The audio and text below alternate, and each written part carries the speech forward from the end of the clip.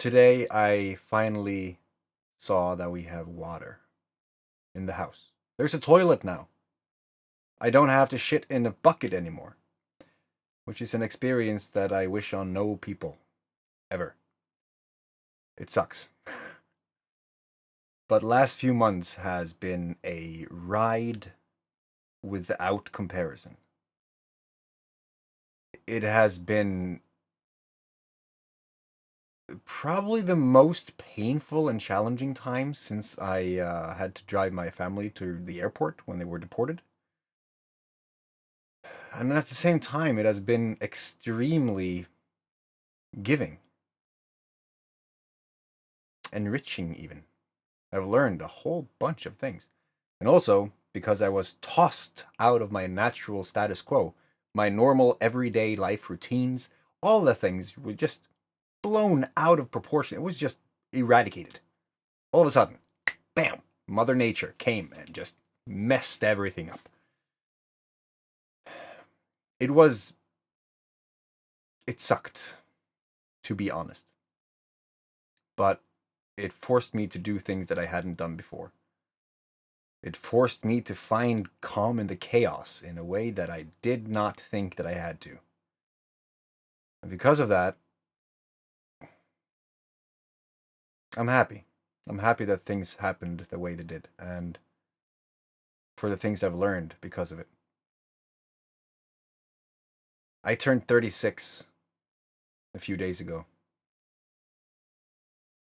And last year I made a pledge that, the next birthday celebration is going to be a celebration. It's going to be something that I can look forward to and share with the people I love more than what we've done, because I am beyond fortunate to have the family that I have.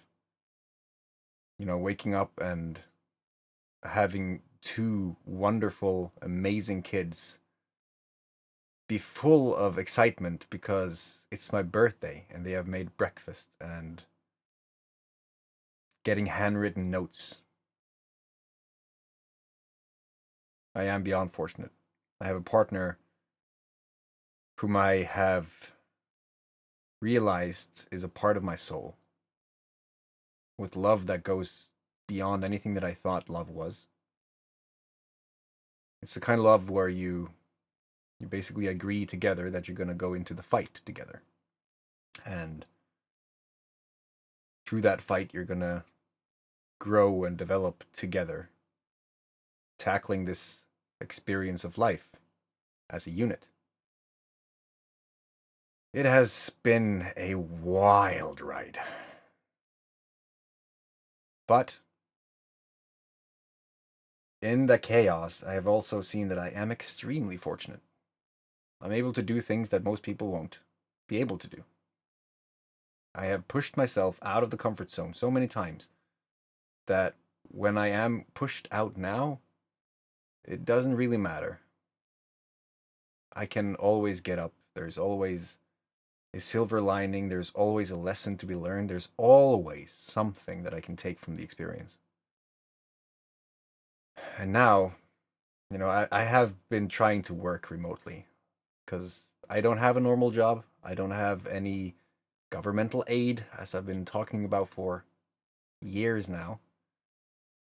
So figuring out how to work when your normal day routine was just snagged out from under you, that was interesting. And especially when you don't have a laptop, you have a glorified iPhone. I don't know why I said iPhone. I have a Chromebook. And to do the things that I had to do on that, that was an interesting journey.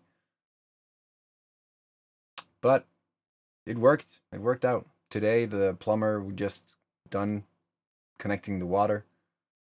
I can't have a shit on the toilet yet because it has to dry, but now it just remains to relocate within the house. And I look forward to that. It's going to be very soothing in many ways to be able to do the normal things again. But there has been so many experiences and adventures and all these, well, for me, everyday things that has happened that I want to share in the time to come, because I was doing the challenge. I was doing the 100 challenge again, which is now, Saga, but I was doing all these things, and all of a sudden, everything shifted. I had to figure out what to do.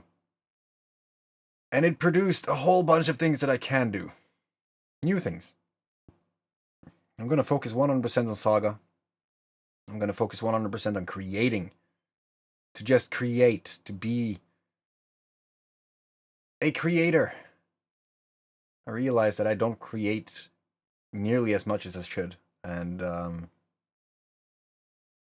has bothered me to some degree. And now that AI has, come into our existence, it has been here for some time, but I've been really going into the whole concept, the whole technology, and the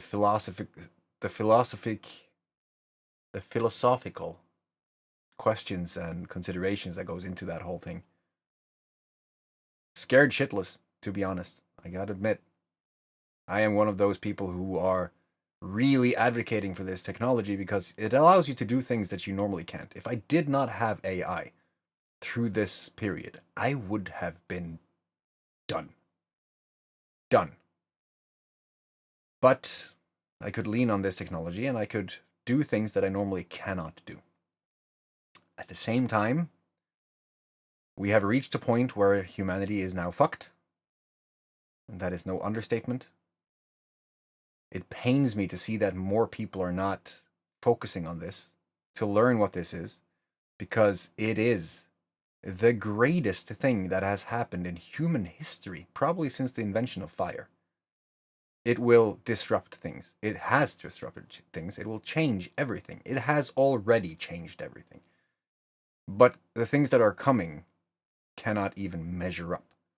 And that's why I'm so passionate about screaming from the rooftops that people need to start thinking about living life on their terms, becoming aware of what's going on, knowing why you see things on your phone as if the phone is listening to you, knowing what you are capable of, and creating something that can secure you, to be honest, in these trying times. Because we are heading into a chapter that is inexplicable. And as much as I'm stoked about that, I'm also fucking terrified. I'm also sending SMS messages with my son these days, which is a very new experience for me. And I just had to accept it. It was going to happen sooner or later. I just didn't think it was happening this fast. And now that it has happened, the whole purpose just grew in intensity. I have to do something now that can ensure that they don't grow into be drooling zombies, because they know this world. Can you imagine that? Some of you watching this, maybe you remember the Ninja Turtles. Maybe you remember the morning shows that you tuned into on cable network TV. Cable and network, isn't that two different things? I don't care. The morning shows on Saturdays. When you went out and you fell down from the trees. When you did all these different things way back when. In the outside world. And now, before kids are 3 years old, they will know how to say Mommy, Daddy, Burger King, and Netflix. They will also have an intuitive and impressive way of navigating an iPad and figuring out games like Roblox and talking. Like when they throw things, they will say yeet, which, as I have come to understood, is a terminology from a game. My daughter is 5 years old and she will say, "Oh, I got disconnect." She doesn't know the meaning of that. But it has happened many times when she's playing Roblox. Again, things that was just all of a sudden so present in everyday life that you could not avoid it. But then teaching them how to use it responsibly. But to do that, you need to know what it is. You need to know, the people that raises the children need to know what it is. They need to be able to seed seeds, to plant seeds, I guess, so that the kids know what they're up to. I mean, Roblox, for instance. Everything that they buy, a digital sweater, is theirs for life. That's just going to be part of their life when they grow up. Maybe they buy their house through a deed that they got through an NFT, a non-fungible token on the blockchain, along with Bitcoin and Ethereum. Maybe when you die, everything that you've done on social media and interwebs has been synthesized and uploaded into a database. And then an AI, or a large language model, has taken that information and can now speak on your behalf in your tone and voice, creating a hologram, or maybe just a video, that renders real time as it's responding to your prompts. If that happens and we are able to talk to our dead when the dead has passed, is death going to matter? Will they cherish the moments they have with the people while they're with them? Or will they know that, well, when they're dying, doesn't matter, I can always talk to them. I can just download them to my iPhone. These are things that I'm talking about now more and more because they are things that are happening right now. That's why I created Legacy AI, which spun out of control as soon as it was launched. That's why I'm creating Saga, because I think that people need to know how to use these things responsibly. Well, you can become a millionaire today by creating videos online. Having money will just further show who you are. If you're evil, you're going to do evil shit. If you're good, you're going to do good shit. But if you don't learn the difference between good and bad, in a world that is increasingly more fake, deep fake, all the things that goes on online, where knowledge and information is abundant and a dime a dozen, you don't know who to trust anymore. How is that going to impact society? Well, it has already. Mental health problems are up with the skyrocketing record. People are anxious about the littlest things. People don't see their own value. They're alone and isolated because every friend is digital and virtual. I think we need new schools, but haven't gotten that far yet, where people learn how to take responsibility of their own existence, their own thoughts and emotions, their own reactions to whatever happens in life, and to be able to navigate those responsibly. To have values that is actually going to help the next person.